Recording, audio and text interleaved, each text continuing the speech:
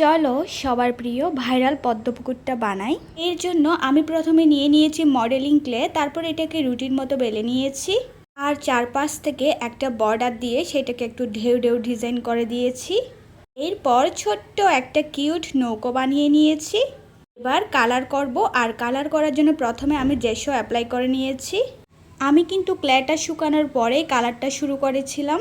আর কালারের ক্ষেত্রে এখানে আমি গাঢ় নীল, হালকা নীল সব মিলিয়ে একটা কালার করার চেষ্টা করেছি। নৌকোর কালার তো তোমরা সবাই জানো। সব শেষে পদ্ম পাতা দিয়ে দিয়েছি, 2 কালারের পদ্ম পাতা দিয়েছি, কিছু লাইট রেখেছি আর কিছু ডার্ক রেখেছি। এরপর পদ্ম ফুলগুলো এঁকে নিয়েছি আর পানিটাও, আর সাইড থেকে একটু গোল্ডেন কালার দিয়ে ডিজাইন করে নিয়েছি। সবশেষে বার্নিশ অ্যাপ্লাই করলেই হয়ে যাবে আমাদের ভাইরাল পদ্মপুকুর। আচ্ছা, এবার কমেন্টে জানাও তো এটা তোমাদের কাছে কেমন লেগেছে। টাটা।